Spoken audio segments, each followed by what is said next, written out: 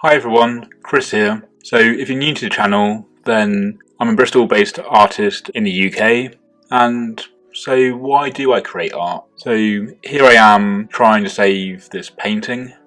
It had been waiting for quite a few months before getting to this point and deciding to try and make it more interesting and to a point where I'm happy to call it finished. And really, with art, it feels like there's this emotion or feeling, there's something within me that I need to get out, and I can't quite place what that thing is at the time, but I have this inkling of what it may be, and then really I have to explore on the canvas or sketchbook or whatever I may be using as an outlet to better understand what this thing within me is. So through the practice of art, I do find that I can better understand myself, because it's not very often where you just sit down, or in this case stand up, and really figure out those connections to yourself and the world. So this piece initially started off as exploring the 7 deadly sins, but then it kind of shifted into a different direction where I'm exploring the sort of multifaceted sides of personality, the quiet, calm self, and the more strong and pushing on against what you believe in. So I don't know why, but I just enjoy that kind of samurai kind of look. So I found quite a few interesting reference photos on pexels.com, which I'll put a link to, where you can get free, copyright-free photos from. So that was the loose kind of concept behind this piece, but I'm sure there is a hidden subconscious there where it's probably a deeper meaning. But of course, in order to save the painting, I kind of end up doing what I always do, and that is to inject it with some energy and bold lines and a lot of movement within my brushstrokes.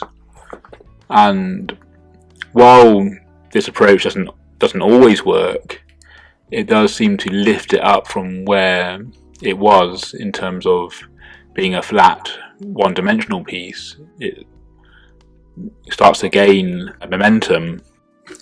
I see art as being magic. It's being a creator of worlds and characters, and why wouldn't you want to explore that?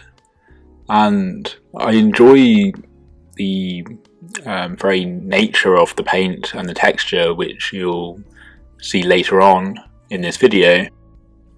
I find the ideas kind of just take hold, and it becomes an obsession, for better or worse, and it doesn't really let go until you get to that 70-80% done, and that's usually when the self-doubt kicks in.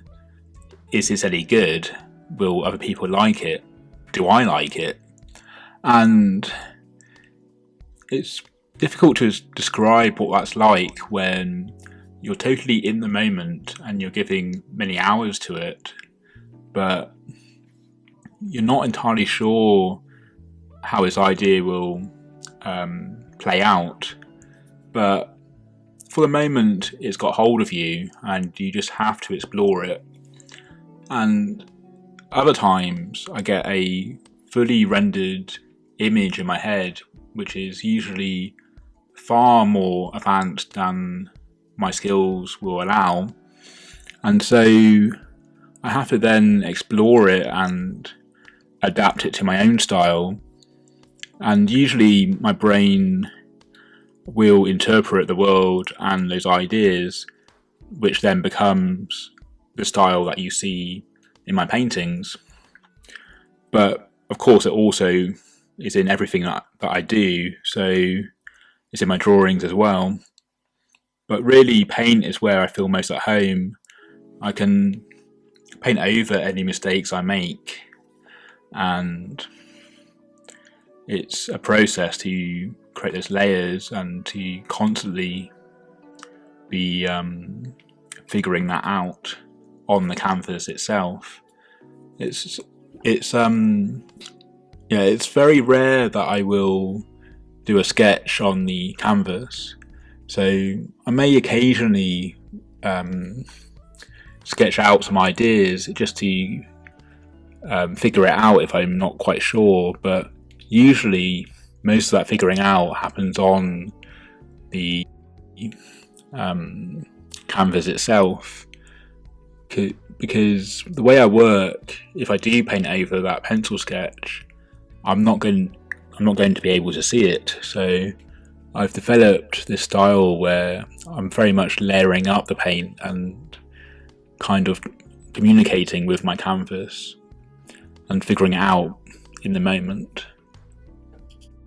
My paintings are also very sculptural in the way it's more like a 3D image than it is 2D, and so I'm constantly building that thickness of paint up, although it depends on the mood and the feeling that the painting requires.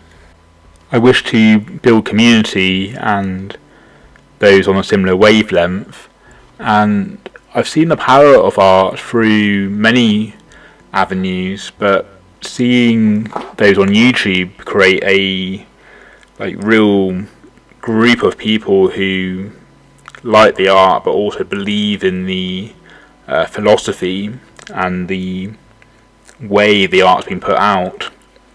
So I'm really hoping to do that with what I'm doing here. Find it's something that allows me to communicate in a way where words don't work. It hasn't really been until creating these YouTube videos where I've realised how much of a gift that is, because I've tried to, like I am now, explain it through words, and I find art is so much more immediate in getting that point across. So I'm very thankful for the art I have, because it allows me to really work out these complex ideas and to understand myself better through just a few simple lines or a couple of hours or whatever of painting, although some of those paintings do take a lot longer, like this one. Okay, so this is a subject I could explore for hours, and I'm sure my answers to this subject will change over the years, or even if you catch me tomorrow, I might have a different explanation for why I create art, but all kind of on the same basis. But it's a difficult subject to try and explain, even though it could be as simple as I like creating nice pictures, but for me personally it's definitely more ingrained than that, and it's definitely an extension of who I am and a way to communicate. It's not separate in the sense of creating a nice picture. So I don't quite know how to end this video, but I will leave it here, and I'm sure I will come back and explore either this subject or similar ones in the future. So I hope you've enjoyed this video. Again, with all of these videos really, I don't know exactly the main point I'm trying to make, but I guess really there isn't one. It's all an open conversation that will continue on through each video, and I hope to keep this conversation going. So yeah, I hope you've enjoyed seeing some of the process and hearing my inner chatter as I try and express it through the video rather than keep it to myself. And I shall see you in the next video. So yeah, until next time, and have a lovely rest of your weekend.